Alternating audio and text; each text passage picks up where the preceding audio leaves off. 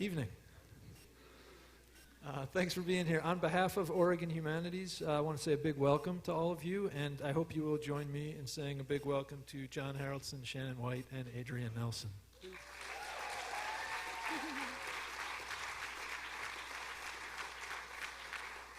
And I should say I did not use their titles, and that's something we'll talk about. In part because the theme of the evening is democracy and justice, or democracy in the courts.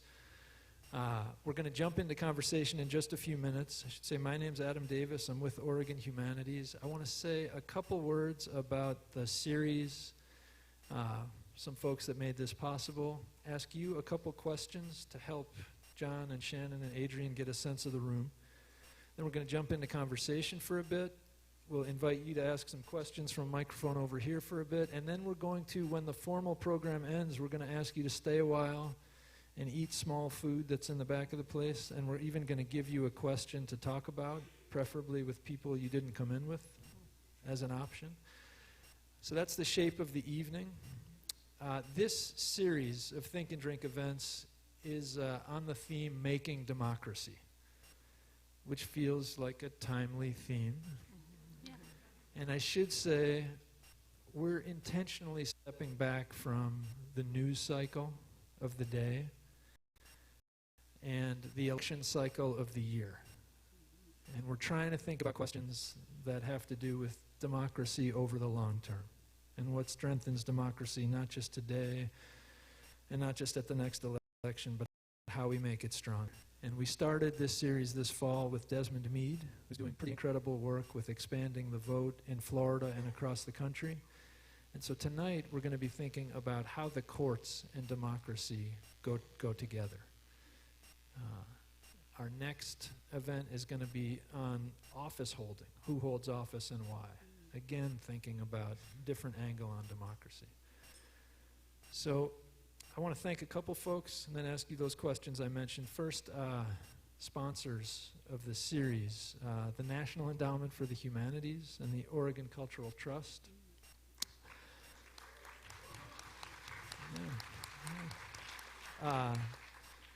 The Andrew W. Mellon Foundation and the Kinsman Foundation, and then real close to home, I want to say thanks to Tonkin Torp, and especially to Jeff Cron, and Stoll Reeves, and especially Emily Carr. So thanks to all 6 of those organizations for helping make this go. And then we've had some community partners that have helped get the word out, and I think just naming these community partners will point towards the kind of work we're hoping that this kind of discussion underlies. Some of you will know some of these organizations, but I want to say a big thanks here to Next Up, Oregon Latino Health Coalition, the League of Women Voters of Oregon, and the League of Women Voters of Portland, PCUN, Unite Oregon, and Right Around Portland. So thank you for all the work you're doing.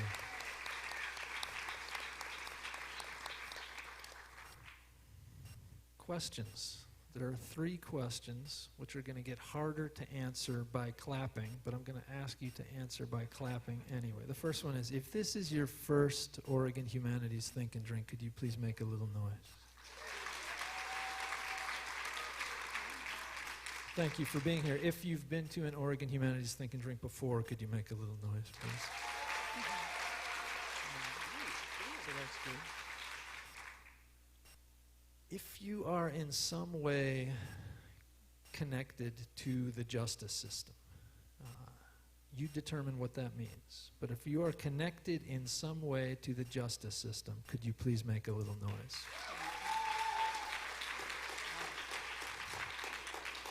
And again, these get harder to answer by clapping. Here's the third and last question to help orient us to the room. If you think justice is most likely to be reached in a democratic form of government, could you make a little noise?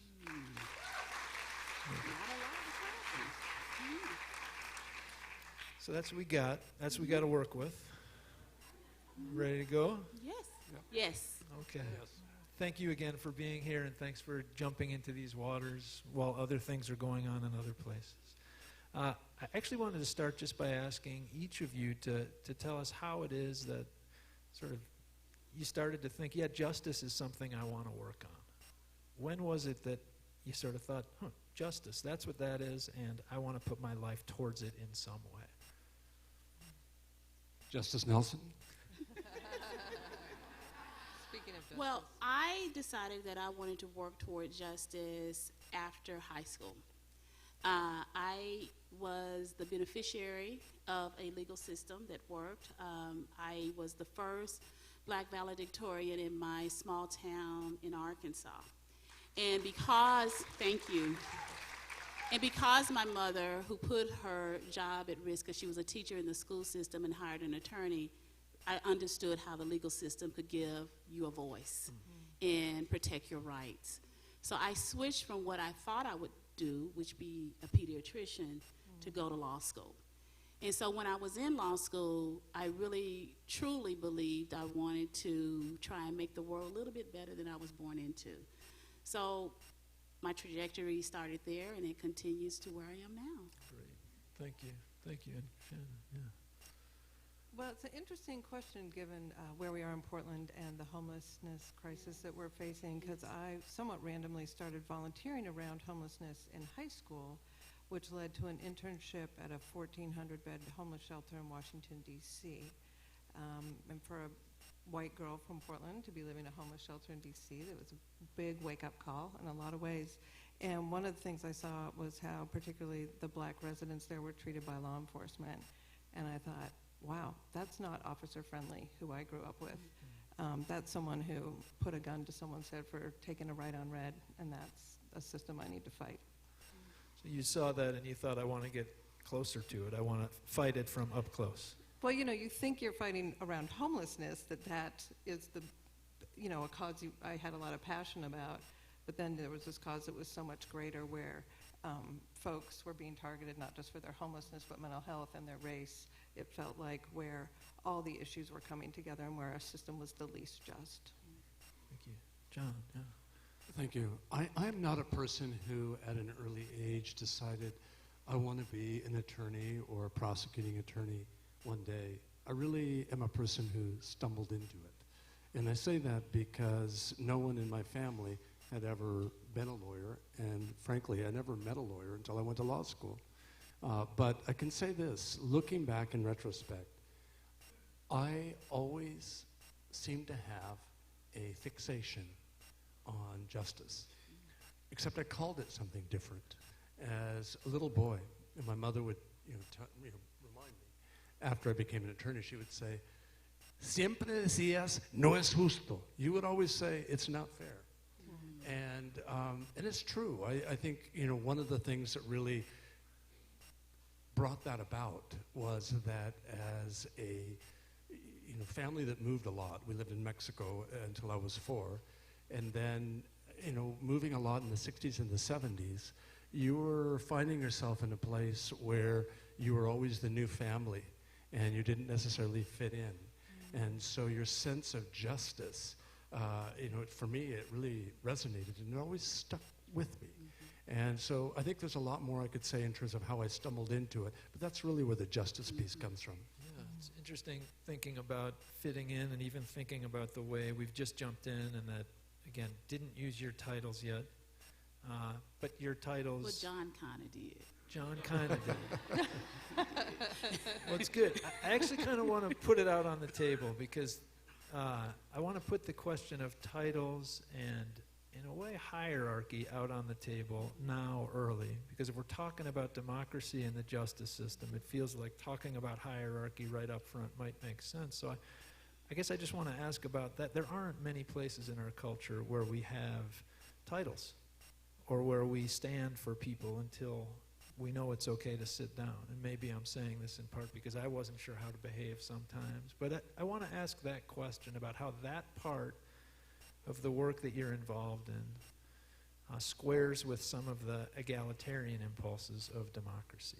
How does the clearly hierarchical part, even on the specific instances of what you're called and how people respond to you when you walk into a room? And Shannon, there may be the other side of seeing that too. I don't know who wants to take a swing at that first. Well, I guess I can. Great. It's interesting because one of the first things that I was told when I got appointed to the bench in 2006 was, well, forget about your name. You now are going to be called judge.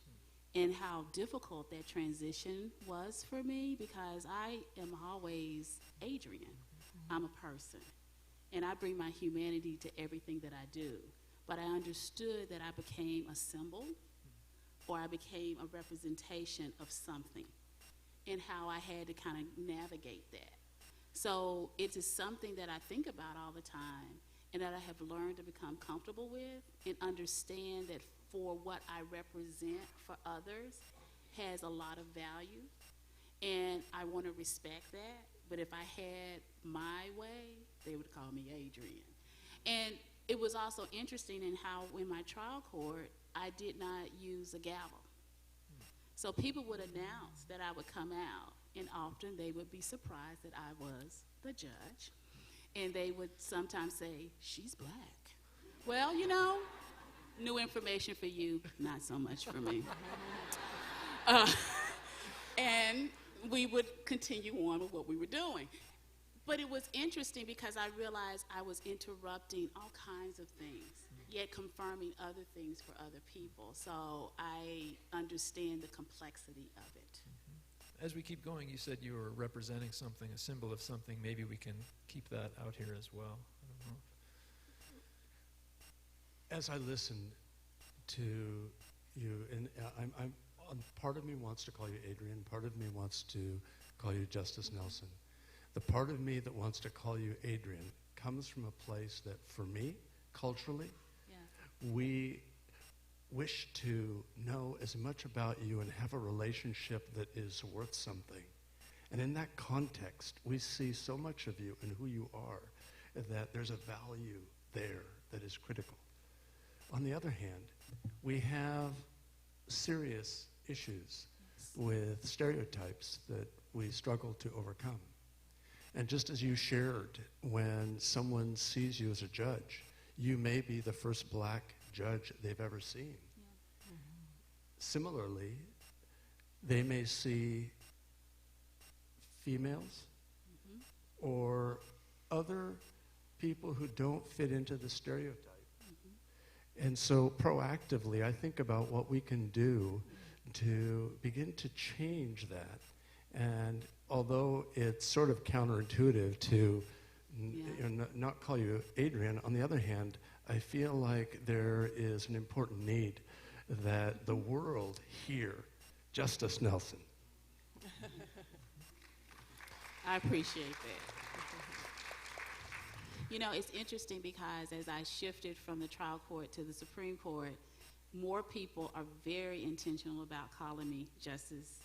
And sometimes they call me Madam Justice because they want to highlight that our court is now majority female.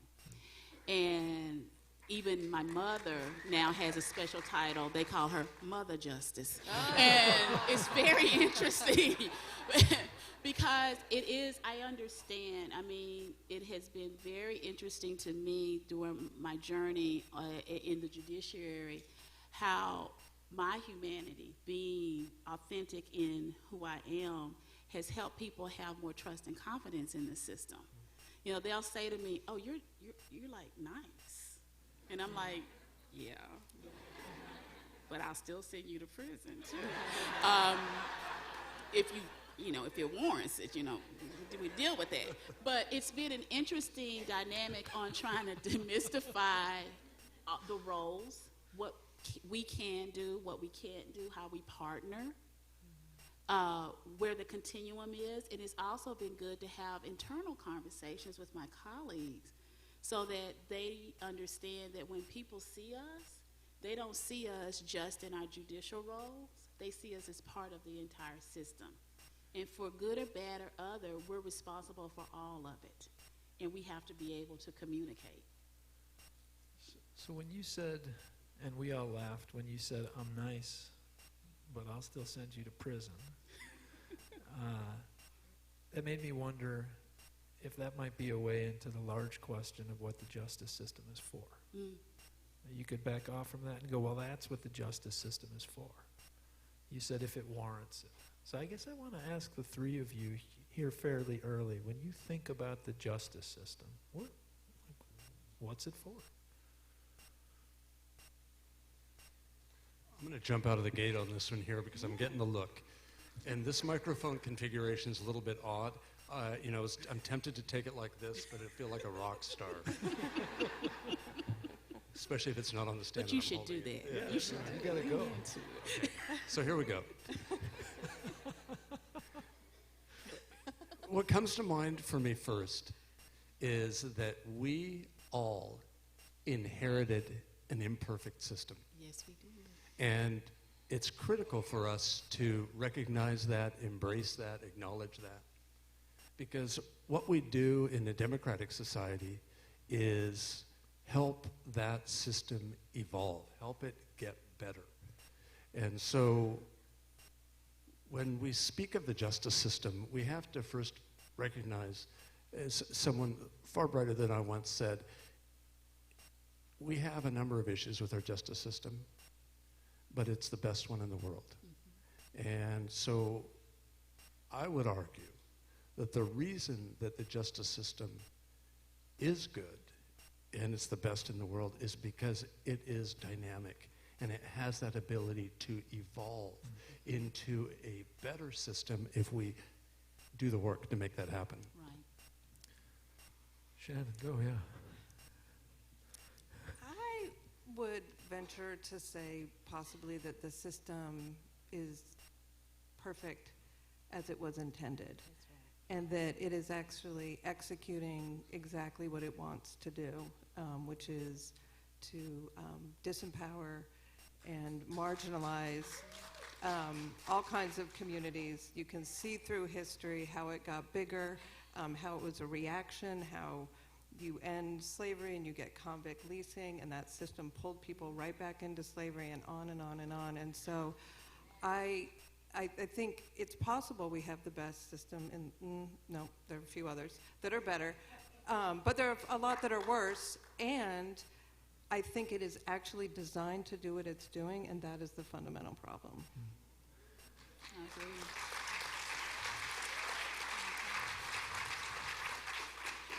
And for me, I don't call it the justice system. I call it the legal system. Okay. Because I know it's a structure. And I understood the structure. And I understood that you needed people on the inside working to make the system maybe not work as intended, but be for everyone.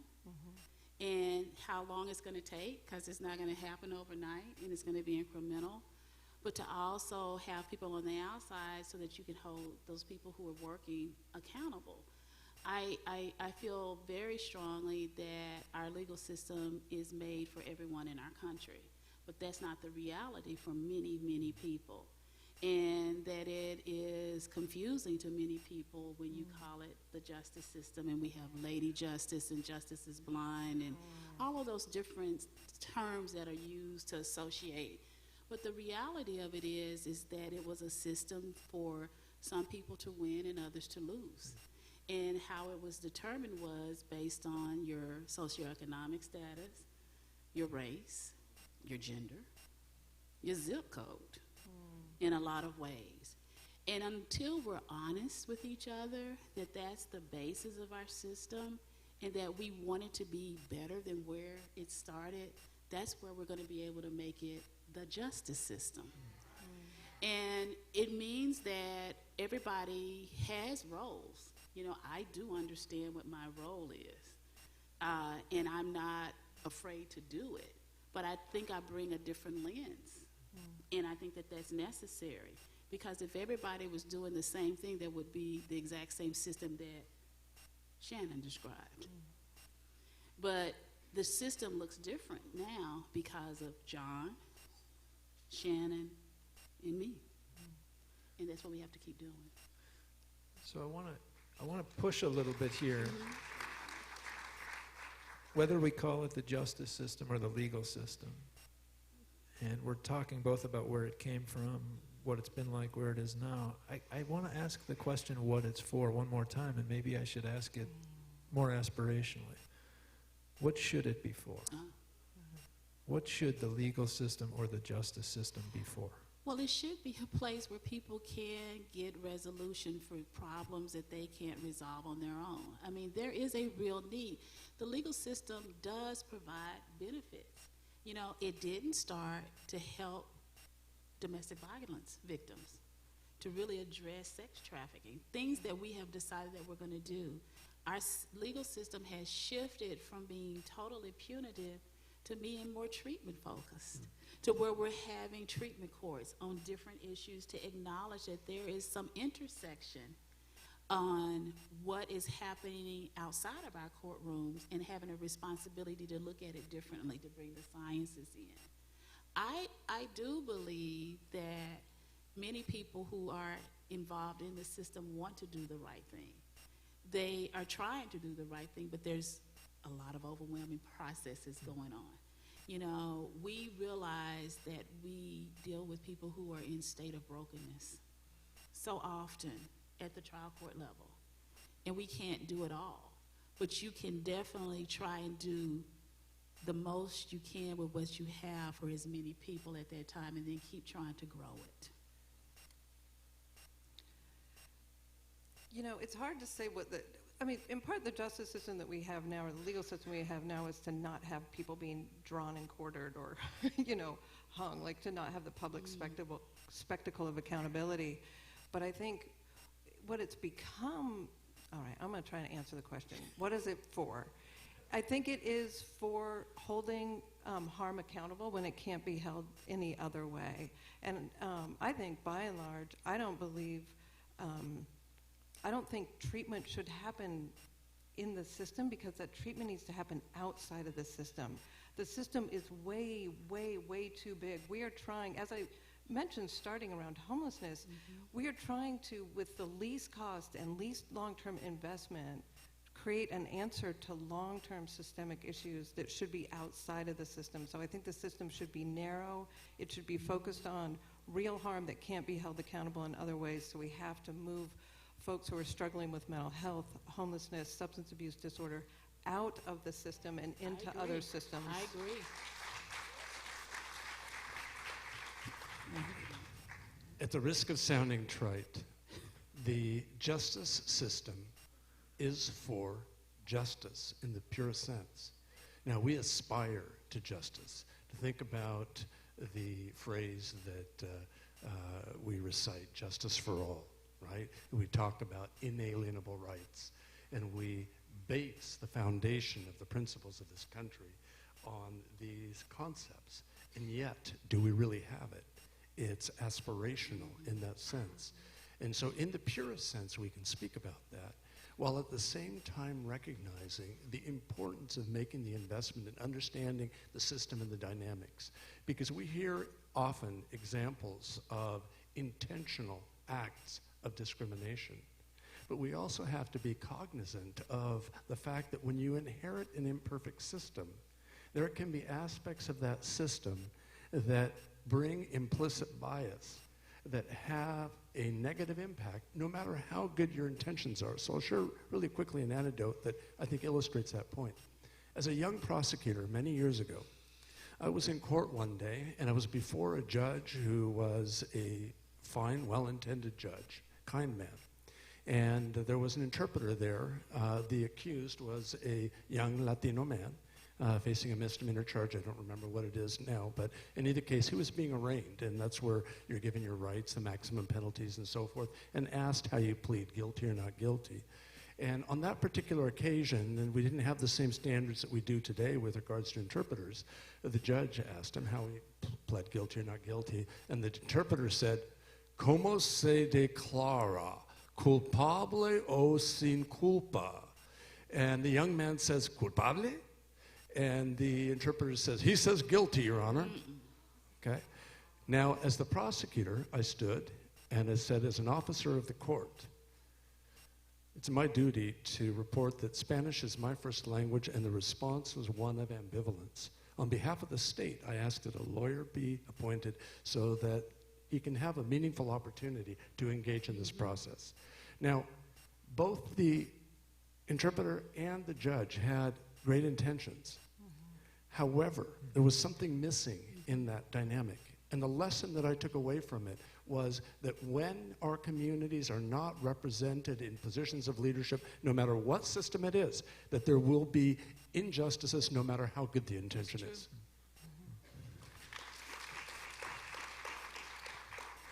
So in a way, it sounded like all three of you are pointing to, if we talk about what should the legal system or the justice system be, it should be more inclusive. It should be. Yes. I want to push back towards. Should it be more democratic? Are there ways that the legal system depends on things that are not democratic? Well, democracy should be more inclusive. Okay. Yes. I mean, I think you can argue or actually even outline that the criminal justice system is a tool of an anti-democratic tool, right? Like it's literally been used, as you had Desmond Meade here a couple months ago, to talk about felony disenfranchisement and people who've been convicted of crimes not being able to vote. That makes no logical sense. If someone goes to prison for 5 years for robbery, why aren't they voting, right? Like, it is literally a way of marginalizing voices, I think. And I think that democracy does have a place in the legal system.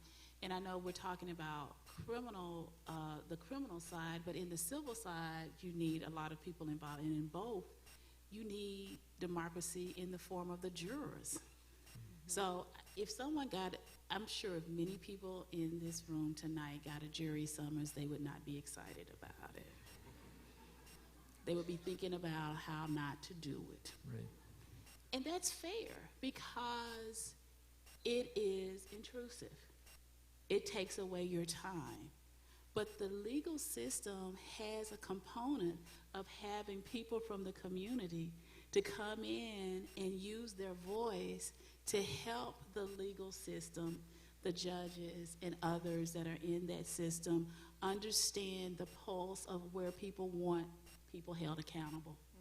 Not just on the criminal side, but on the civil side. So if we don't have those groups of people willing to come in, and they are a version of everyone, not just a certain segment, you're going to get a skewed result, which will change the conversation and change what is important to people. So it was always important to me to have as many people show up that was different. And I don't mean just looking different, having different life experiences, different thoughts, because it was amazing. Because I actually sat as a juror, so I'm not being hypocritical, a 5-day jury trial. And it was beautiful to see how different people from different processes in different places all over the world, different ages, all kinds of things, came together to make a decision. That's how democracy can work in our system. But people have to be willing to answer that call. Can we, maybe we can stick with juries a little bit longer, because it feels like that's a really rich example of democratic participation, although it's clearly a part of a system that is based on merit, very specialized knowledge. It's a combination. I mean, the knowledge you bring, I've heard described as, for example, like a lone priest of an occult science, as a description of legal knowledge. That you're carefully reading books of laws and precedents in previous cases, and judges the same, and somehow that is mixed with this incredible invitation for groups of people to walk in and make a judgment. Mm-hmm. And that's part of what I'm wondering about, is how does this particular system, which clearly depends so much on what's come before, whether it's precedent or the Constitution itself, and this refined knowledge, which is represented in part by your titles, and then you mix that with the jury system. And I guess I want to ask how, even within the system, how these two things go together. With the theme of democracy, it's important to expand the scope of that consideration out, because when we have precedents that can be based on a judicial decision that is built upon a prior decision, However, when we look at the tools that we have to work with, the whole infrastructure, that is provided through a legislative process with a constitution behind it. And when it comes to electing the legislature, that's directly tied to democracy and our engagement in the voting process. Right? When we look at the platforms and the agendas and the policies that take place, they, in essence, provide us with the tools that we use in the work that we do, okay? So I think it's a critical consideration when it comes to considering democracy, not just the role of legal precedent with regards to case law, but with respect to the role that the legislature plays. Okay. Maybe not fully lose the jury for a second. As people who have been involved with many cases, do juries, do they make decisions that end up encouraging you? What's the role of the jury, as you can boil it down? Well, Yeah, Shannon. in criminal cases, let's remember that probably 95% of cases get pled out. So juries are only interacting on 5% of cases. So it's a very small percentage. And then I am not usually this negative, but compared to all this optimism, I'm sounding like the naysayer, but it's really not who I am. But I just want to say that a lot of folks are excluded from jury service or can't afford to do jury service. So I think it is also anti-democratic in who's allowed to show up. When you look at juries, it's mostly retired white people because they got their retirement check and they have the free time to come show up. Well, I want to push back on that. That's Okay. not true in Multnomah County. Okay, well, I was on a jury, but okay. I mean, I can, you know, I had experience in Yeah. Multnomah and some of the Yeah. Tri-County areas. The jury pools are pulled from DMV records and voter registration. And, you know, the good thing is, and it's not a secret, but I'll let you in on this, they're not going to come and pick you up if you don't necessarily show up, unless they really need jurors, because they can deputize people as you walking past, get you to sit on a jury. So it's very diverse, and it's highly educated. And you would be surprised at the conversations that happen during jury selection. So I'm beginning my third year on the Supreme Court, but I still remember fondly my jury trials because I loved all of them. But toward the end, we began to talk about race in a very difficult way for many people in the jury pool, but people stuck with it. And people were talking about social constructs. They were talking about equity lenses. They were talking about how it was not okay. They were talking about all kinds of things. It was not the favorite topic. You know, the favorite topic, quite frankly, before that was before marijuana was legalized, should it be legalized? And I would explain to people there are 3 branches of government. You're in the wrong place for the government to change that concept. You need to go to Salem, to the legislature. But it was a very interesting conversation because even though people showed up for jury duty, they got pulled in as a pool and may not ultimately get seated on a jury. All of those conversations and interactions were affecting the jurors that would actually be seated and make those decisions because they were being affected by other people. Now, some people were getting things confirmed, and other people were learning different perspectives and having a way, and that's what helped make a difference. I took the time, if jurors were willing, to talk with them after each verdict had been given. And often they talked about how they had a shift in their perspective about the legal system. Yeah, I mean, in a way, that's what you just described, and I realize it sounds a little optimistic, but I was trying to think, John, you used the word tools before, and I was thinking, what are the tools that the legal system has to ensure more participation, a more democratic culture more generally? And it feels like the jury is a rare example of not just something that encourages participation and invites decision-making, but also does a lot of educational work and a lot of relationship building. And the jurors are the deciders of the facts. So we may end up making legal decisions, but the facts are very important to try and fit in, particularly in a criminal case, if the burden of proof has been met, if, you know, what the evidence, I mean, so it's a very important role for you to have. One of the things the jury seems to be, and judges and lawyers on both sides are making cases about, seems to be about responsibility in general. And can I ask a little bit about that, especially as we're thinking about systemic structures that are affecting how individuals show up? I guess I want to ask it though for you as individuals, the question of responsibility for you. It feels like a lot of responsibility to be pronouncing things like guilt and innocence, to be weighing in on those kinds of questions. And so can I ask a personal question about that and shift us a little bit from the out there to the in here? Again, especially in a avowed democracy, whether we're far from that or not, where we all seem to be equal, and then you're kind of asked to come in and weigh in. That's a lot of responsibility to shape these large decisions about other people's guilt and innocence, or whether they warrant being sent away or not. Can I ask how does that happen? What goes on to make that kind of decision? You should start. Well, I mean, do you all understand what a district attorney does? Great question. Yeah. Maybe you should explain All right, to let's them. start with because this. Okay.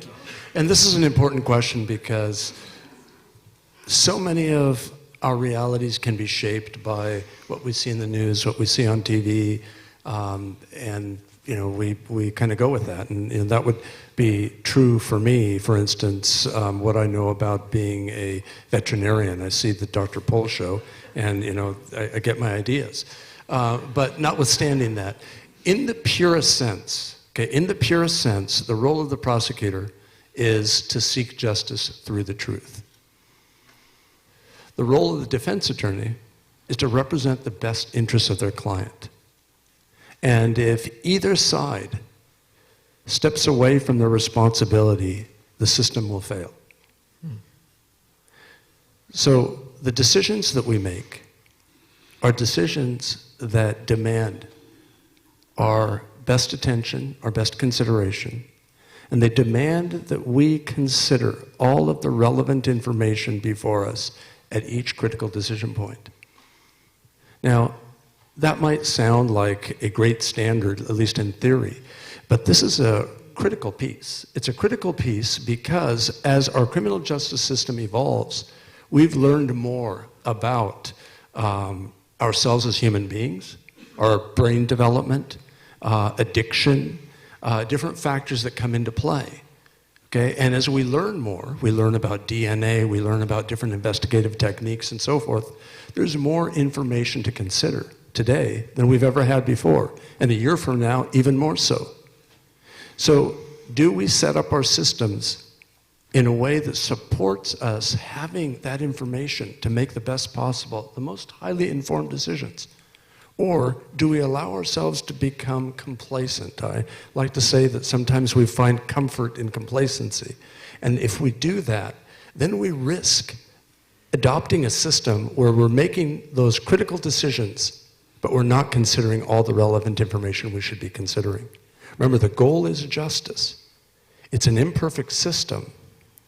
But I will say I have been blessed in working for district attorneys who gave me complete discretion to base my decisions on that standard. And I never had anyone looking over my shoulders saying, you're going to prosecute this case you don't believe in. But I have dismissed a case in the middle of trial with the witness on the stand because it didn't meet that standard. And so as we work on these issues, that's really our calling, really, from the judges. The judges are having to consider more information than they've ever considered before. Defense attorneys, the same. And similarly, juries. We're all growing with the system. And you said partway through that the goal is justice. And because we've been using that word so much, and because of the question you just asked, which was, do we need to say more about what a district attorney does? I want to ask the simple question to the three of you who do so much work on justice. Well, what is it? What do you mean when you say justice?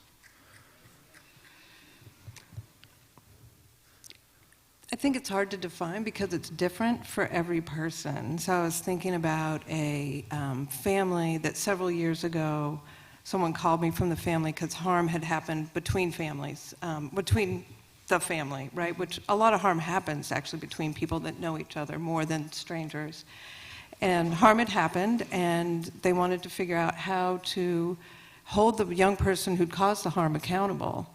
And we called some lawyers, and the truth was there was no way to hold that kid accountable without triggering the legal system, which the family didn't want, all those ramifications. So I ended up calling the Oregon Youth Authority, our youth corrections system, and finding out the name of a workbook they use for these kinds of crimes. The family ordered it. One family member held that young person accountable. And you know what the victims got? Nothing. Because they couldn't go to a therapist even and have them not be a mandatory reporter and trigger criminal consequences for the other person.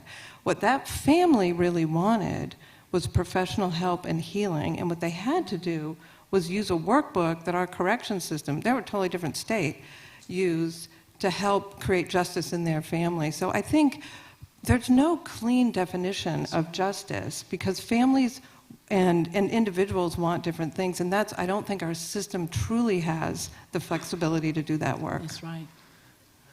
And you're sometimes even called justice. So, I mean, in a way, you have to embody it in some way. And so what is the shorthand for you of trying to do that? Well, in this current role, Yeah. it's trying to make sure that the decision that was made was the correct one. And it followed all of the legal requirements, and if not, to return it. And that can be a lot of pressure to a lot of people because the appellate courts don't get to interact with the juries. They don't get to be the first on the front line. They're looking at the record and reviewing it for error. And they have certain standards that they have to look at. And often we're having to not consider what people who are not in the system or understand what we do. I mean, when the term activist judge came up, it wasn't about people bringing in different experiences, different practice areas, different lived experiences. It was that people were upset that a certain number of judges were not ruling the way they wanted, so they developed a term to try and get them out of office. That wasn't meaning that they weren't doing what they were supposed to do. They weren't doing what some people wanted. And so it is a very precarious position to be in because we can make decisions as a court and people be very upset with the result, but what we're trying to do is make sure that the system works the way for the same type of person that's sitting in that position. And it doesn't matter what they did. And it's really hard for people to remove their emotions, their values, their experiences, their hearts, to then try and then take all of that out. But that's what we're asked to do. This question of defining justice is so important to me. And it's been important to philosophers, for such a long time. There are treatises written on this subject. I agree 100% that justice, that the answer to that is going to be different for each individual. Now we can say it's being fair, as I would say in Spanish, no es justo, it's not fair. Okay, and we know, we feel it. So we see something that's an injustice, we feel it, okay? But we throw the word justice around without pausing in this fast-paced society to ask ourselves, how do we define it?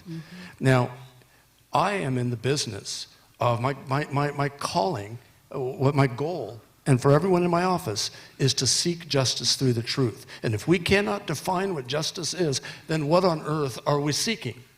So to that end, I say this: each year I will meet with the lawyers of my office and ask each person to define that. And it's evolving because what we thought was justice 5 years ago might not be justice at all today. Okay, that's all. And what we think is justice today may not be justice next year. Okay, and so to that end, one of the fascinating aspects of that, when we consider what our own values and principles are, life, liberty, the pursuit of happiness, as some fundamental inalienable right. That aspiration can form the bedrock for how we are assessing justice and what we seek in that process. And then finally, to that point, in understanding that, what I have found in the course of my life is justice requires two components to exist. Okay. One, you must have community, and the second, you must have love. You've got to care about the community. That's right. And if you don't care about the community, you're not going to have justice. And to make this point, if we think about national politics today and ask ourselves where the component of love is, we will find that with the absence of it, we will see injustice, and we continue to see that. So true. Well said. Well, I mean, it's interesting to use words like community and love. And to think, we didn't market this event with the three of you around community and love. And it's interesting that that's what we're moving towards. Yeah. That the more we talk about justice with the three of you who are working in the legal system and the justice system, that it's moving in that direction feels slightly surprising and also slightly encouraging. I guess I want to go back, Shannon, to you on this and ask this question around, especially coming as trying to push the system. Does it feel like we can push this system towards being more accommodating of or driven by community and love, or does that feel too far a push?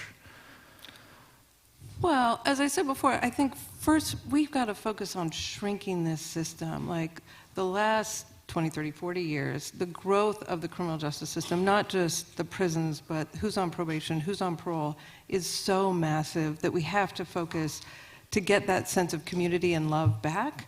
We have to shrink the system. We can't have parents pulled away from their children when they don't need to be, and kids locked up and taken out of school. Like, these aren't the kinds of things that create loving communities. So I think that's the first thing we have to do. And I think, I don't know, I'm not super interested in the system becoming a loving space, because that'll make more people judges want to send them there. I want it to be small and narrow, and for people who really can't be held accountable in any other way.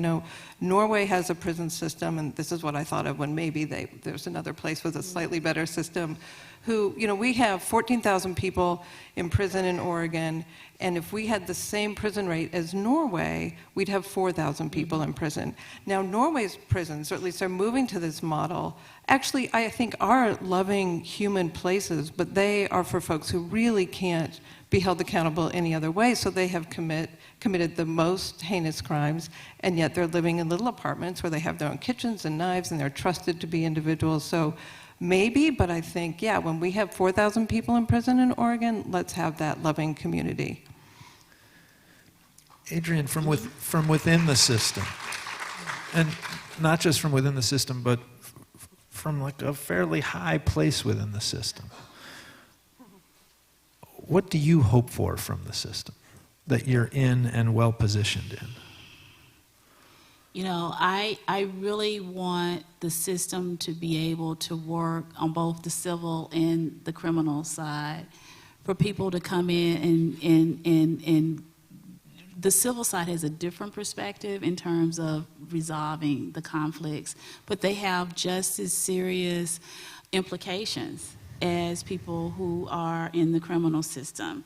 You make decisions around housing, you make decisions around employment, you make decisions around health, all kinds of things that can affect your daily living and actually your wealth building and generational decisions that can be made. I really want our system to work where people can come and get an answer. They're not always going to get the answer they want, but I want people to be able to know that they're going to be heard, fully heard, that they're going to be considered, and that they're going to be able to have a resolution. Now, I think that many people who work in the legal system, particularly on the criminal side, understand that the system is larger than it may need to be. And I think that not all of the responses have been the perfect responses, but it was a response. Like when I mentioned treatment courts, the reason why treatment courts happen is that when decisions were made to close social services and then people were charged with crimes for things that would not have been a crime had they gotten social services, we were the last resort. So instead of sending people to prison for everything, we were trying to figure out how can we keep them in community, how can we address this, how can we do, and so we're ill-equipped because we don't have that training, but we're trying to make it clear that we understand that everybody needs to be warehoused. And so it's a very complicated question. And it depends on where you sit. But everybody that I've talked to, when they come to the legal system, often what they want is a decision. And that's very strange to a lot of people, but it's like, I can't resolve it any other way. And I might be able to live with whatever it is, but I need a decision so that I can move forward. And when I started thinking about it and breaking it down that way, it didn't feel so daunting.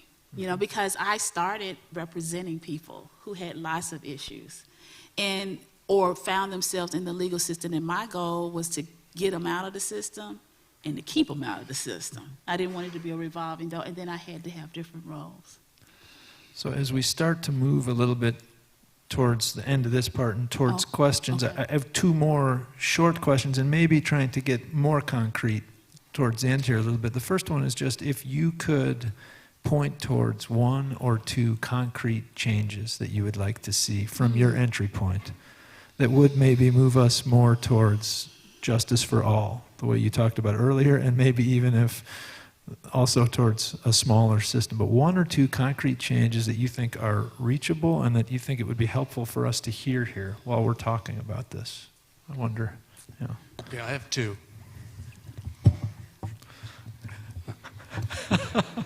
I'm going to put a cape on you in a minute. Go on, rock star. It's like Aerosmith here. Right.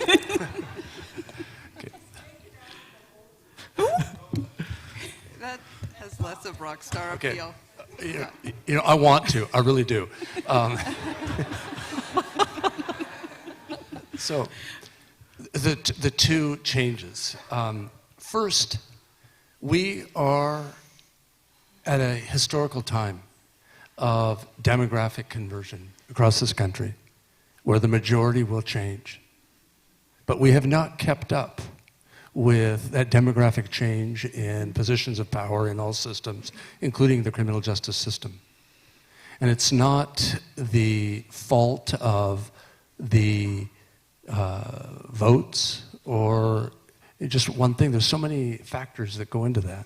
In other words, you know, if there isn't a lot of diversity among judges, we really have to ask, is there a lot of diversity among the lawyers across the board? Is there enough diversity in law schools? Is there enough diversity in college? You know, what are we doing with respect to all of those components in order to ensure that we have that inclusivity that will bring the insights necessary to be able to have a more inclusive system?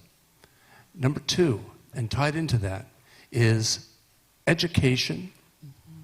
Now, oftentimes we hear ideas that sound good, but they don't necessarily empower underrepresented and underserved communities. In 31 years of prosecution, I can tell you anecdotally that the overwhelming majority of people that we see are people from the lower economic sector with limited education. And when we begin to look at the demographic among some of those groups, okay, the issues are compounded. So what would the world look like if every person had an opportunity to get a college education and they didn't have to pay for that? Okay, what would that look like? What impact would that have on our justice system?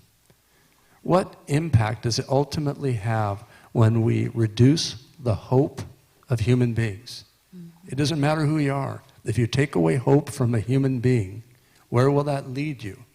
And if you create a dynamic that has great hope, not only is that inspiring, but that hope can exist because you're prepared to take the opportunities that are before you and to be able to grow, to build that self-esteem.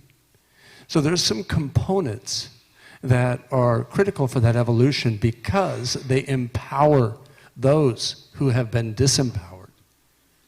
And so in terms of two things that I would like to see that I believe that we can truly accomplish is to take the steps to ensure the most inclusive and equity-based environments and systems, and two, to promote those empowering systems like education so that we can promote hope and to begin to change that dynamic. Finally, with regards to the issue of underrepresented and underserved communities and this absence of love, think about the history we have of blaming people as being the problem.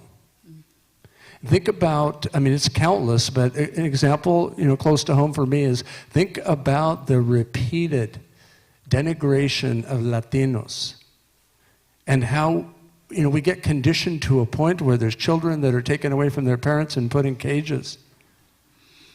And where does that leave us? So if we develop some policies where we're checking some boxes, maybe it feels a little bit better, but is it really empowering? Are we making that change? And that's where my hope lies. Mm-hmm. Thank you.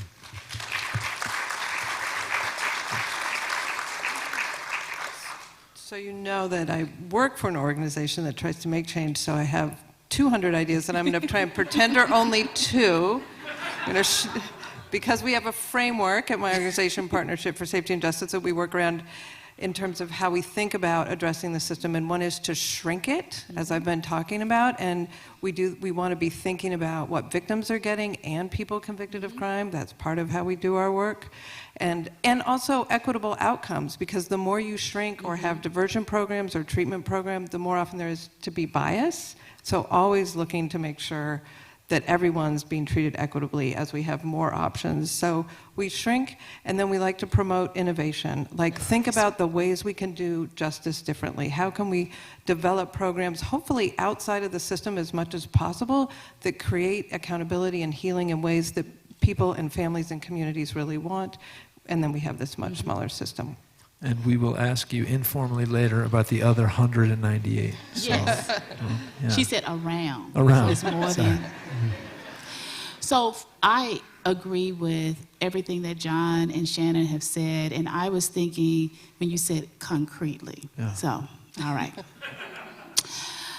I really think that every person who comes into our legal system should have legal representation. And I know that people think that you get a lawyer for many things. You only get a lawyer because of policy decisions in certain counties for criminal cases. In a civil case, most of the time people are self-represented, which we're changing that term from self-represented to unrepresented. And within our system, we're having access to justice summons and talking about that because we're seeing people come to our courts that are being held accountable to legal standards as if they're lawyers and having to navigate a system and not understanding. So I think that it would be an incredible thing for everyone to not qualify for an attorney, but to have an attorney that can help them navigate that system, to help them understand the language, to demystify the process, understand how to weigh their options, know what their options are so they can decide, make some decisions. And I agree we need to be more innovative. We need to figure out how to bring more technology into our spaces. And part of that is that the legal system, the judicial branch as the third branch of government has to be fully funded. Because quite frankly, it's not.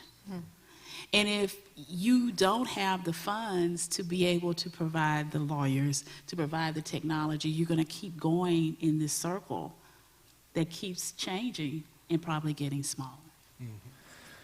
Thank you. So last question I want to ask, and I want to go back in a personal direction before I guess I could encourage people who are interested to start heading over to this mic, and I think this will be a short question and maybe inviting a short response. And we haven't talked at all about oaths. Oaths. The fact that as a large part of a lot of what happens in the legal or the justice system, people are swearing. Not in the way I like to swear at home, but they're swearing. And often there's a declaration of loyalty or to whom I'm accountable with what I'm going to say. That's true. And I just want to ask, as you do this work, this difficult, ongoing work, I want to ask if you might say just a short word about to what or to whom you feel most accountable.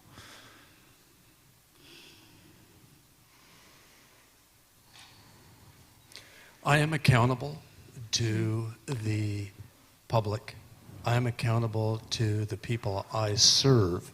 And the people I serve are not the people that I tell what to think. I'm the one who is serving the public. And so I take an oath to represent the people of the state of Oregon in that sense. I am the servant in that context, and my role is to seek justice through the truth, and that therein lies the oath that I offer. Thank you. Yeah. Shannon. So I'm not a lawyer, so I just swear like you do. Okay. Shit, yeah. Okay. That's all I got. No, I mean, personally and professionally, I think it's to people impacted by the system, like because of the work that we do, to try and make sure that we're getting outcomes. I think a little bit in the back before we got up here, we were talking about not moving policies that just placate ourselves or other people, but things that really have impacts and help transform lives, I think. Thank you. I think that I'm accountable to the rule of law. And the rule of law is making sure that the systems work for everyone. And I know that's a strange concept, but I think it's a fabric of our democracy. Because if you don't have a rule of law, you're going to have chaos. And it's really hard. I know, I've had a number of oaths that I've had to take over and over again. Every 6 years I have to take one. And it's about upholding the Constitution and upholding both the state and the federal. But the rule of law is bigger than that. It's the system that we were talking about. It's about treating people well. It's about thinking how the system does work, how it doesn't work, how to make it work.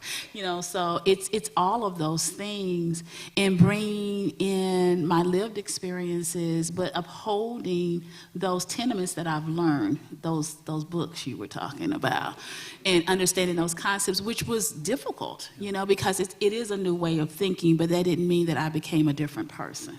So it's just a very interesting, and showing up in a way authentically where people can say, we do need a whole lot of different voices at this table, sitting up there with you doing those things.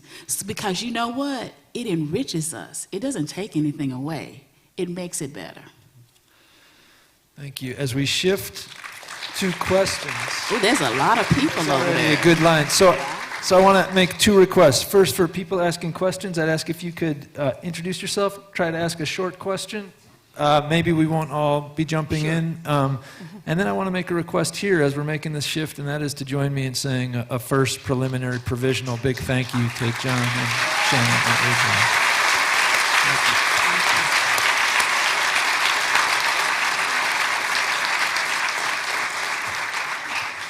So it looks like we got 6 questions to get through behind me, but I first want to take one from either Twitter or from text. And the first one that I had was, how does restorative justice factor into your spheres of responsibilities? How does restorative justice factor into your spheres of responsibilities? Short answer is that it is a mandatory component. As I mentioned earlier, we have a responsibility to continue learning, to continue growing, and to utilize the best knowledge, the best information, the best science, all the information that we can get, and be informed. And in that process, when we look at restorative justice and how that concept works and what we're learning about that, that becomes a critical component. Mm-hmm. No, we're just doing one at a time. Do you want whatever you want? if you want. I mean, I'm harping on some themes here, but I'll just say another story. And I'll say also I'm telling stories that I have permission to tell in this context, just to make that clear. But about a young person who committed some harm at a high school that had a very robust restorative justice program, but was also referred to the criminal justice system. And when the family asked, can we engage in the restorative justice problem? Because this is, you know, it was harm, but it wasn't like serious violent harm at the high school. Can we handle this the way we used to and pull people together? They said, no, it's been referred to the justice system. There's nothing we can do now. And the kids got locked up and they got convicted.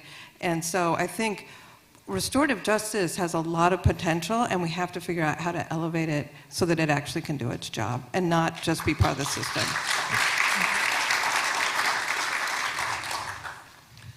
My question is in regarding to institutional injustice and substantive due process denial for all the categories of people.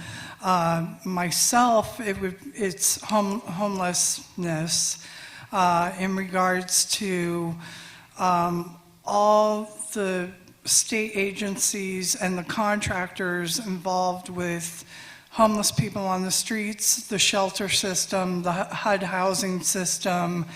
And as a person who goes to city council and county council every single week, and goes to all the different agencies involved in supposedly delivering services, I see a lot of harm, everything from death to grave injury to chronic injury from the institution. And because we have all the identities, race, gender, gender non-binary, aging, disability, mental health, because immigrants, all the categories of people, it's like the only non-segregated, concern in terms of you have all the populations that are, identities, Native American, that are homeless.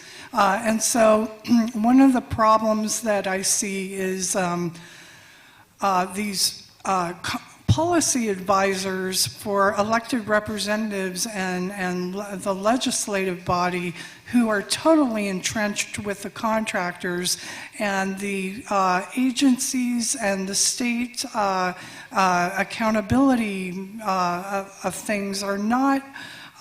They're totally willing to put on the earmuffs and turn a blind eye at the class action level. So I'm wondering what the Oregon Supreme Court could do in terms of result-oriented things to break up this monopoly. Like Tina Kotek and Ted Wheeler, they declared a housing emergency, but that's a little like the captain of the Titanic saying, oops, we hit an iceberg 20 years ago and it's been nonstop, drowning of people off the ship, so, okay, that's it. Thank you, yeah. So the short answer is we're not going to be doing anything to hold the legislature accountable. The voters hold the legislators accountable.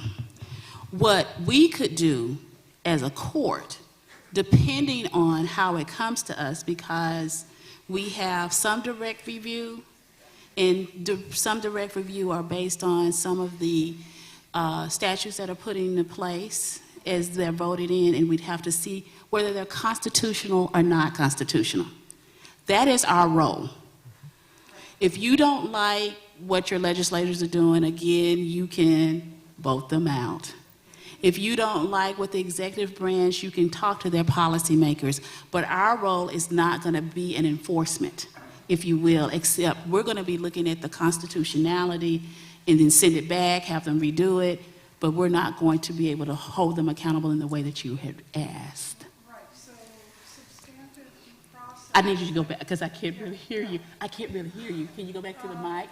Because I can't really. Substantive due process, I would think that would be sort of an Oregon Supreme Court. So like if I came or a group of people came and said, here's how we've been denied our fundamental rights. Would that be something that the Oregon State Supreme Court would Not address? necessarily, unless it's shaped in a way that we can address the legal issue. It would end up having to start at the trial level with a case. Right. And then depending on that, it goes to the Court of Appeals, because Right. that's the intermediary court. And then depending on the issue, we may or may not reach it. A lot of people think that it needs to go through the judicial branch to kind of break up sort of the cabal, if you will. I don't want to interrupt. yeah. I would Okay, actually encourage yeah, you to pick it sorry. up as soon as we're done, just because we have a Okay, line, thank- so it feels thank like you a very good much. question. You're welcome. Yeah.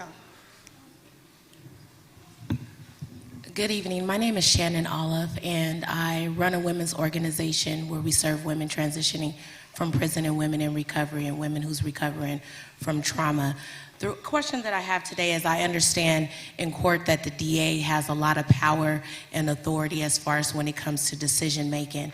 My concern with that is I truly wanted to know, have you guys ever thought it about, because it's a lot of our young men in our communities who, as we see every time on the news, there's always something that's going on. They're being convicted. They're getting sent away to prison for a long period of time. And again, the decision makers, the DA, the prosecutors, attorneys, and all that gets in them, and they are going to their cabinets or chambers, and they're sending them away for 15, 25 years, leaving their families behind, kids behind, and it's just a generational effect where now we have another young group of men that's coming up without fathers, and it's just how it is in our communities. What I wanted to ask is that, have you guys ever thought about how, when you think about making those decisions, about connecting with more of programs, rehabilitation programs, services providers, more agencies where we can talk about, instead of sending them long time away, because prison is not an answer all the time. We understand a lot of things that goes on in the prison is also out here in the jail, in the streets. So when we have gangs, there's gangs in the prisons. It's not a lot of programs that's going on in the prison to rehabilitate someone, so when they come out, they're on a right path. They're all in the prison. They're going through all that trauma and different things like that, and they're not changing. And the people in the hierarchy know that that's what's going on. So when you're talking about trying to help someone, if you're going to send them away, have you thought about the system connecting with more programs, agencies, service providers, so that can also be an option, instead of sending our young men, our people of color, long time down to prison? So that's not the final resolution to how you fix a person when we're talking about public safety and getting them off the streets. Thank you.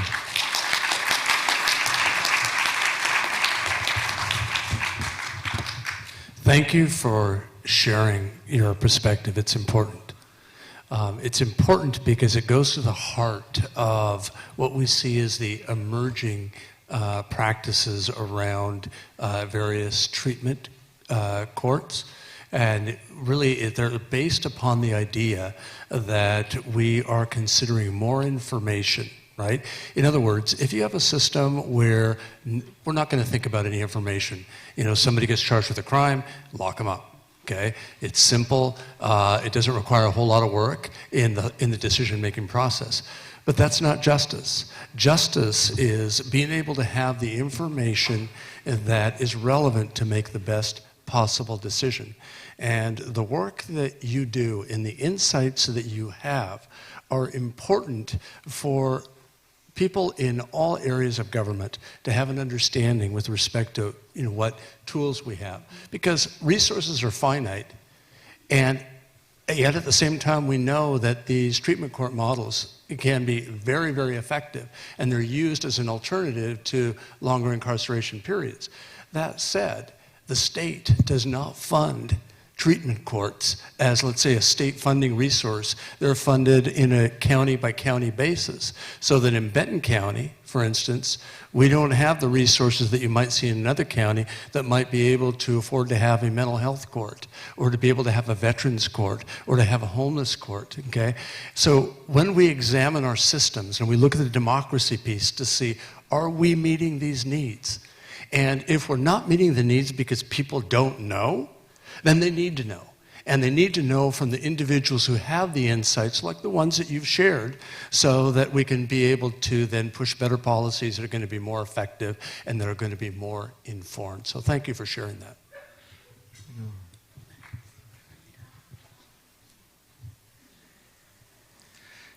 Thank you all for being here. Good evening.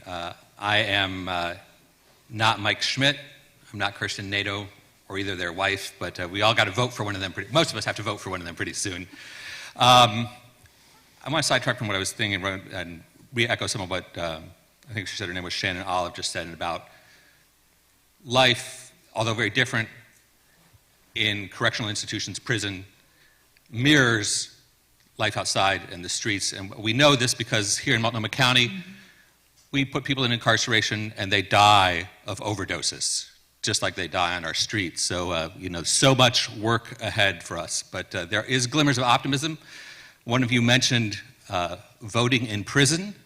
I don't think we're getting much traction on that with the leadership in the legislature yet, but I hope you'll maybe address that. But also, when we look at maybe the one or few states that vote from prison, we end up in New England, where some states also have the forbidden words, or at least one state has the forbidden words, jury nullification. I don't know if that's a legal phrase here, but the point is that I don't feel like, occasionally this Chief Justice does get some traction on needs of issues, but how do we get to this point of seeing either legal organizations or candidates engage us with real facts? I don't think any of us know the volume of the administration of the courts, or, I think we heard like 14,000 maybe inmates. But maybe if you could popcorn about how people that are in the elected positions, the DAs, the judges, can make us more democratic by strengthening us with facts in forums like this. Except it would be great if it was the other way, where the people outnumbered the lawyers. I think one thing we have to do is really all of us be committed to the less sexy work of not just passing policies, but looking at their implementation and outcomes. It's not as much fun. It's more boring. Thanks. It's not as much fun. We don't get to put as many gold stars up on our wall for our achievements, but I think we also, let's not ask our elected officials to check 28 policy boxes for what they're going to do next, because you know what? No, you're not.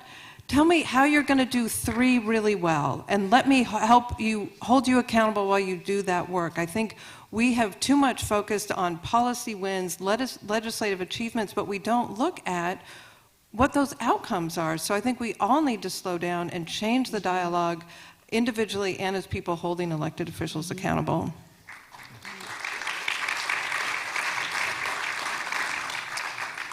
Thank you. So I recently got out of prison, served 9 years for a crime that I did commit. And for a resident of Oregon, it was a reasonable amount of time.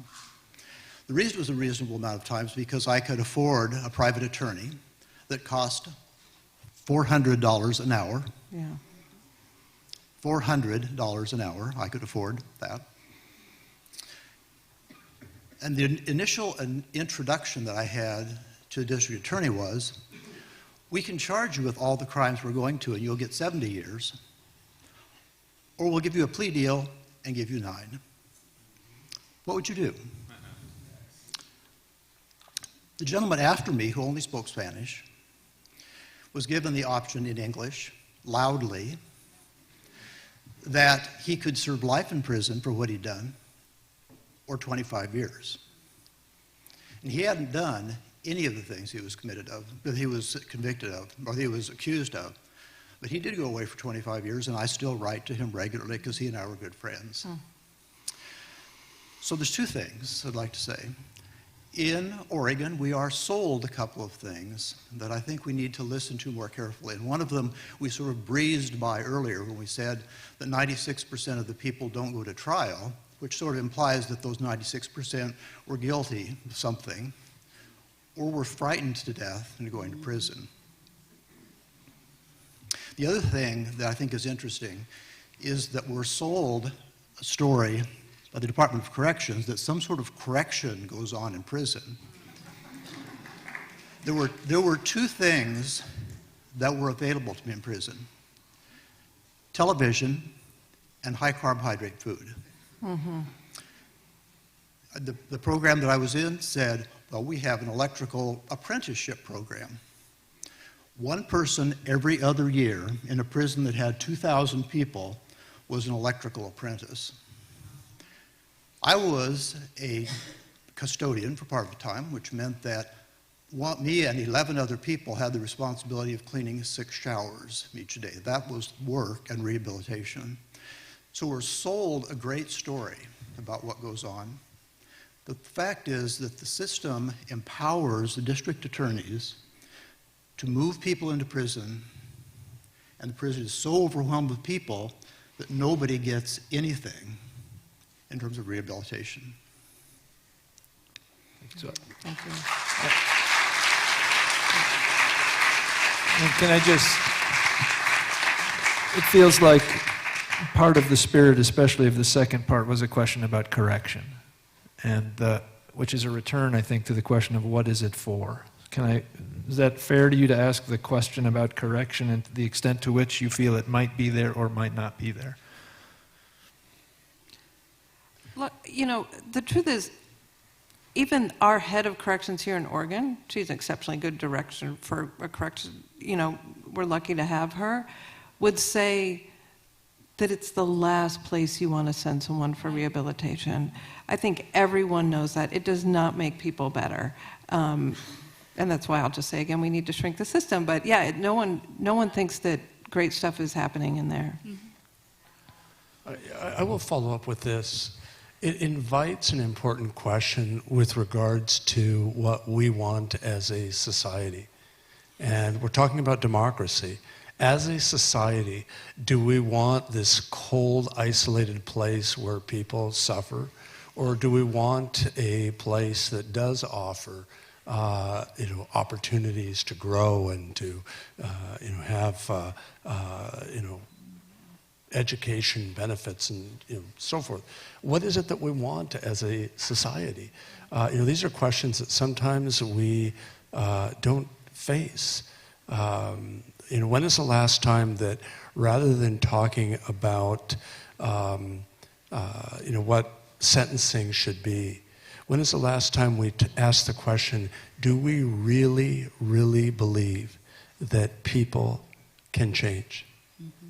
Because if we don't believe that people can change, then that sort of supports the lock them up and throw away the key. And if we do believe that people can change, then that supports having a system that offers the infrastructure to be able to do that. But if we never have those discussions, how do we get there? Hi. So I was wondering, my question is, how do you square democracy with appointments and the lack of term limits, especially in relation to diversity and representation in positions of power? Great. Thank you. So are you referring to the system in general? Are we talking about legislators? Are we talking about governors? I mean, help me understand. So specifically speaking to the federal Supreme Court, okay. Just, and then Okay, throughout the system as well. That's why I wanted to understand. So the federal system is totally different than the state system. The federal system, in terms of judiciary, both at the district level, which is the trial level in the federal system, in the circuits, and then the Supreme Court, those are all lifetime appointments. That's the way the system is built, and it's not going to change. State systems are different. You will see me on your ballot every 6 years. That's the way it works for the judiciary in this state. Each state has an ability to do the process they choose. Some states don't have elections, they have a commission. Some states have a longer term for their judicial officers, and after they've won so many terms, they don't have to run again. There are some that have fewer. So that is really dependent upon how your state constitution works and how it sets up. But in our state, in Oregon, both at the trial and the appellate levels, judges more than likely are appointed to a vacancy. So there's someone who was in the office and they've left and they get appointed. They immediately run within a year or two for a full term. And that means that, again, you have to vote. Now, the difference is it's nonpartisan. So you're not going to see someone that's necessarily a Democrat, an independent, or a Republican, because we've taken oaths and we have to remain neutral. Because that way no one feels that somebody has the thumb on the scale for one or the other. You can probably figure it out. People are probably making assumptions about me, maybe correct, maybe not, I don't know. But I'm just saying that's the way to do it. But you will have an opportunity to see what that person, he, she, thinks, because everybody, we don't have anyone that's gender non-binary right now sitting on our courts, and I said right now. But you will see what they stand for. And so the judicial appointments are very different than other elected offices. Okay? Hi, good evening. My name is Sanji Moore, and I'm with the Oregon Department of Education Youth Development Division. I'm speaking on behalf of our division and our director, Serena Stoudemire-Wesley. And so my job is to address racial and ethnic disparities within the juvenile justice system. And so we know that based on the conversation, justice, the legal system can sometimes be different depending on your race, your ethnicity, your socioeconomic status, your residence. And so one thing that we also know is that there has to be a multifaceted approach. It's not only the responsibility of the courts or the DAs or the police officers. There has to be some accountability on behalf of individuals, families, communities. But in addressing disparities, we know that there is a disproportionate number of youth of color in proportion to their population size in Oregon that come in contact with the juvenile justice system. And the statistics show that they're not committing crimes or offenses at any higher or lower rate than their majority counterpart.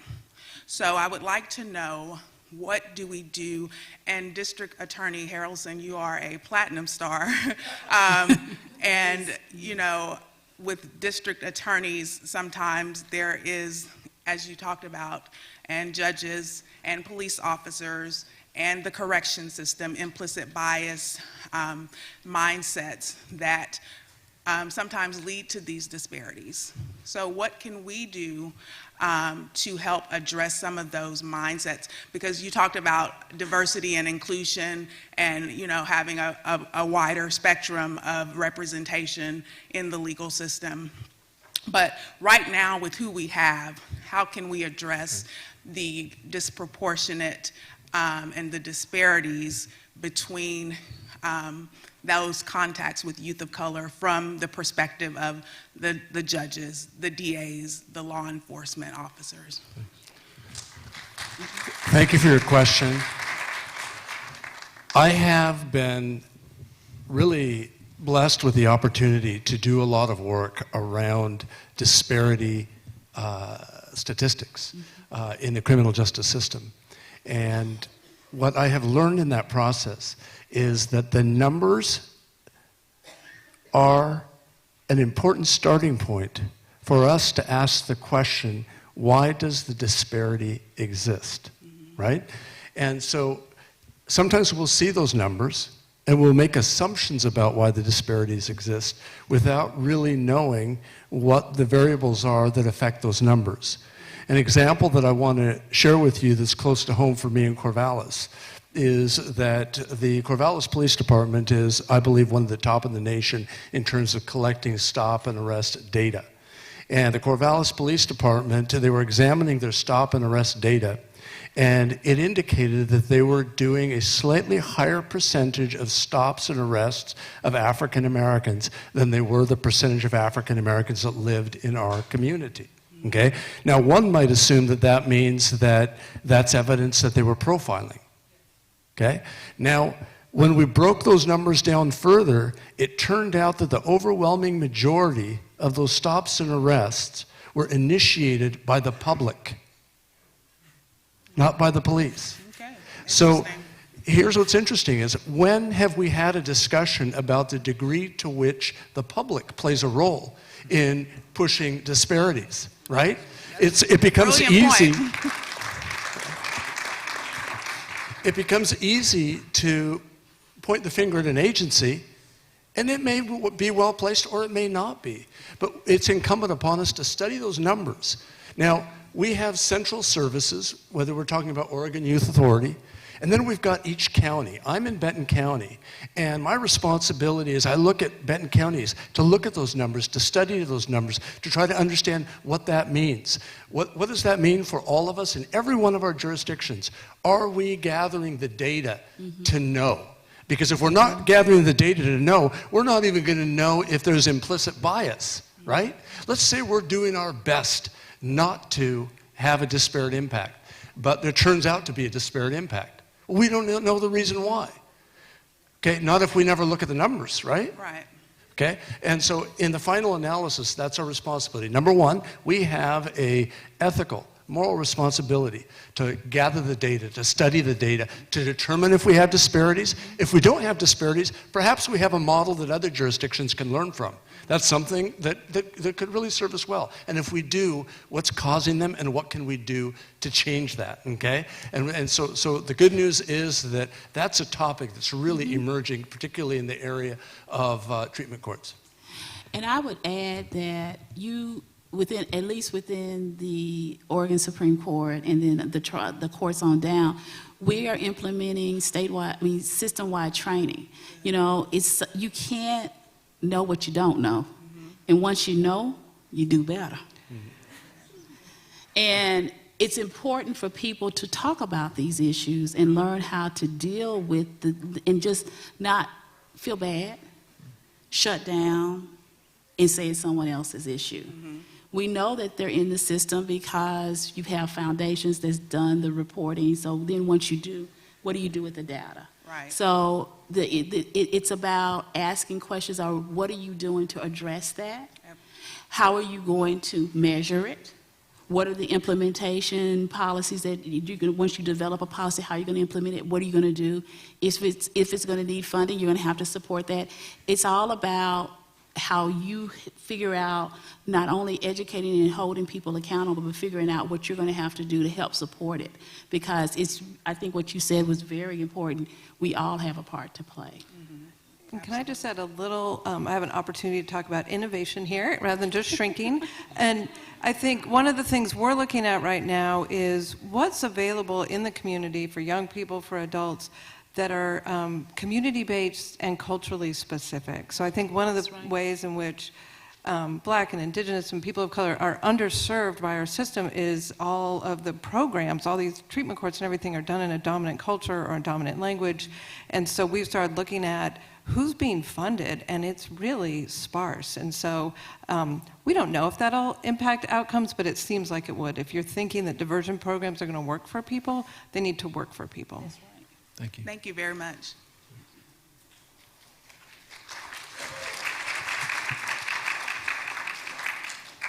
Hi, I'm Rosemary Kerwin-Alvord. I'm with the National Alliance on Mental Illness, and I have a question. Is it John? Yes. District Attorney? Okay. We know that many people with mental illness are arrested for quite minor offenses and very often are taken to jail when they really should be taken to a hospital. And NAMI in Washington County is working on educating police officers about this whole issue. Can you comment on how a prosecutor fits into this situation? Absolutely. And what can be done? Thank you for your question. Before I answer the question, I need to apologize to the people on this side of the room. despite my interest in having this rock star microphone, it's sort of keeping my attention over here, and I realize that, so I apologize for that. But to your question, for years now, the state has multidisciplinary teams where the district attorney has a critical role in having stakeholders at the table. Okay, and so this is an arena by statute, the most recent, if you will, that was created was the Vulnerable Adult Response Team, which would include individuals that suffer from mental health issues or with elder issues and so forth. But I bring this up because it needs all the stakeholders at the table, right? We can train prosecutors up to a degree, but the reality is a prosecutor is not a mental health expert, right? And so we need to have all of those players at the table. And that's when you look at the mental health court systems, or you look at possible interventions, right? How can you put together strategies around that? I can tell you in Benton County, our stakeholder group met, and I was part of the folks at the table discussing strategies for those cases that wouldn't enter the criminal justice system, but that did have some police contact with a strategy of de-escalating the situation. But it's no secret to anyone that this requires investment, right? It requires resources, and it requires us bringing that high level of information to the table once again so that we're making the most highly informed decisions at all of those critical points. Otherwise, we are going to be left with systems where we start warehousing people and they're not getting their needs met. And that's an incredible challenge. Now, just as a quick side note, Benton County has the smallest jail per capita in the state. Okay, as a result, it does create some challenges for us with respect to the space when we need it. But the end result is that you don't see people whose primary issue is a mental health issue and they're being warehoused in the jail. So without resources, these individuals wind up, they may be homeless, they may be facing incredible challenge, and the situation compounds. And that's when it becomes critical to take whatever resources we have with the stakeholders and create a synergy to try to get the best out of what we have to work with to be able to be responsive to those individuals. But that's a critical piece. We must have the experts at the table. So we're going to go to just one more question here, and then we're going to shift to the small food, less formal conversational part of the evening. All right, so a little background about myself. I've spent 8.5 years in prison through 3 different terms. And I've heard a lot about giving everybody a voice. But one thing that I've never heard of happening is somebody in my position being asked what I need. Nobody's ever asked me what can be done to help me get out of this lifestyle. It's not a lifestyle that I wanted to be in, but I was battling issues for 16 years and never once offered any sort of help except for, you know what, let's send you to prison for 30 months, for 25 months, for 30 months. And I'm not asking for a handout. I want a hand up. I want to be like what it seems the majority of the people in here are, you know what I'm saying, hardworking members of society. I don't want to be a criminal. And I don't want my past, like, I don't know how many people really, truly understand when I get released from prison, I get put in the worst part of town with, literally, I'm walking over homeless drug addicts while I'm fighting a drug addiction. And this most recently, when I got out, I tried to do well. And when I relapsed, I wasn't offered help. I was kicked out onto the streets. And I can tell you from experience, all that does is compound the problem. And I'm just wondering what can be done, you know what I'm saying, maybe to give us a louder voice. Thank you.